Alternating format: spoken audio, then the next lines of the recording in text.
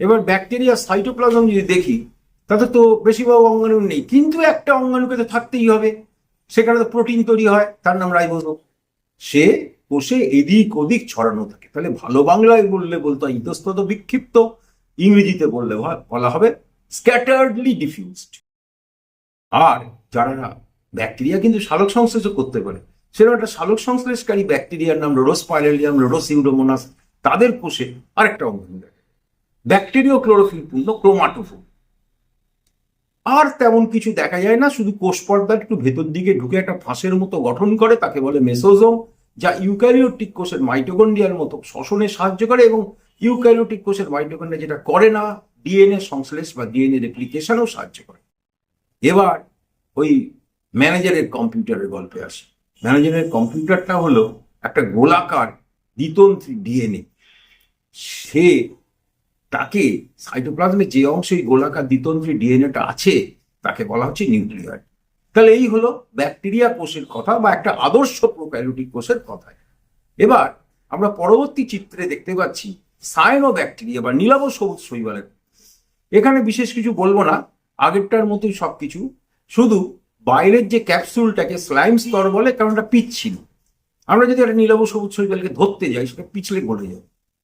আর এর সাইটোপ্লাজমের বাইরের অংশটাকে বলে ক্রোমাটোপ্লাজম, কারণ এখানে বিভিন্ন রঞ্জক পদার্থ থাকে। তার মধ্যে একটা রঞ্জক পদার্থের কথা আমি বলবো, কেন একে নীলাভ সবুজ শৈবাল বললো, কারণ ফাইকোবিলিন বলে একটা রাসায়নিক থাকে। এছাড়া এর যে মাঝখানের অংশটা, সেখানে অত রঞ্জক নেই, তাকে বলে সেন্ট্রোপ্লাজম, এবং ওখানে নিউক্লিয়ার অবস্থান করে। এবার আসি আমরা ইউক্যারিওটিক কোষের আগে মেসোক্যারিওটিক কোষ। মেসোক্যারিওটিক কোষ আসলে প্রোটিস্টাদের মধ্যে ডাইনোফ্লাজিলেটের কিছু জায়গায় যায়। ডজ বলে একজন বিজ্ঞানী, তিনি আবিষ্কার করলেন ইউক্যারিওটিক কোষের মধ্যে কিছু মেসোক্যারিওটিক কোষের কথা। শুধুমাত্র ইউক্যারিওটিক কোষের কথা আমরা পরবর্তী স্লাইডটাতে আসবো, সেখানে প্রায় সবকিছুই দেখা যাবে। এখানেও প্রায় সবকিছু দেখা যায়। যেমন প্রোক্যারিওটিক কোষের রাইবোজোম হলো 70s প্রকৃতির, কিন্তু এখানে 80s প্রকৃতির। ক্রোমোজোমে ডিএনএ ব্যাকটেরিয়ার ক্ষেত্রে বা নীলাভ সবুজ শৈবালের ক্ষেত্রে মুক্ত অবস্থায় বা ন্যাকেড অবস্থায় থাকে, যার একটা নাম আছে, যার হলো জেনোফোর। কিন্তু এখানে ডিএনএর সঙ্গে হিস্টোন প্রোটিন থাকে ইউক্যারিওটিক কোষে, মেসোক্যারিওটিক কোষে হিস্টোন প্রোটিন থাকে না, আর সেন্ট্রোজোম থাকে না। বাকি কিন্তু মোটামুটি একই। আর আমরা কোষ বিভাজন যখন পড়ি, তখন একটা কথা বলি, প্রফেজে কনডেনসেশন হয়। এই কনডেনসেশন বা ঘনীভবনটা কিন্তু এখানে হয় না, এটা আরেকটা পার্থক্য।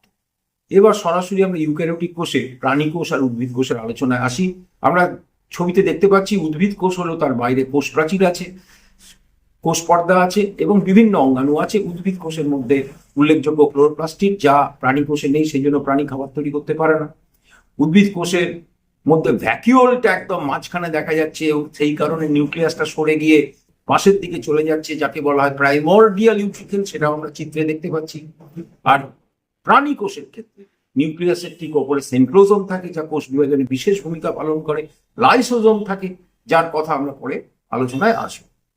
এবার আমরা যে আলোচনায় আসবো সেটা হচ্ছে ইউক্যারিওটিক কোষের এক একটা অংশ সম্বন্ধে। প্রথমে আমরা আসবো উদ্ভিদের কোষ প্রাচীর। কোষ প্রাচীর উদ্ভিদ কোষের সবচেয়ে বাইরে থাকে, ভেদ্য, মৃত। ভেদ্য কথাটার মানে কি, যে সবাইকে অ্যালাউ করে। আমরা আসবো পদ্মার সময় আরো দুটো শব্দে আসবো। আমরা চলে যাই এই উদ্ভিদ কোষের কোষ প্রাচীরের গঠনে।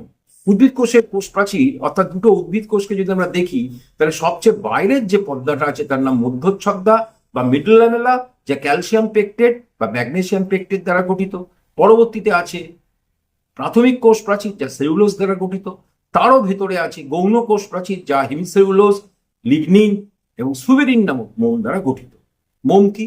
মোম হলো ফ্যাট, হলো গ্লিসারল ও ফ্যাটি অ্যাসিডের এস্টার, আর মোম হলো গ্লিসারল ব্যতীত অন্য অ্যালকোহল ও ফ্যাটি অ্যাসিডের এস্টার। এটা আমরা পরবর্তীতে জৈব রসায়ন চ্যাপ্টারে আলোচনা করব। আর একটা জিনিস আমাদের জানতে হবে কোষ প্রাচীর সম্বন্ধে বা কোষ প্রাচীরের গঠনের দিক থেকে, সেটা হলো কোষ প্রাচীর, দুটো কোষ প্রাচীরের মধ্যে একটা সাইটোপ্লাজমিক সেতু আছে, যার নাম প্লাজমোডেসমাটা।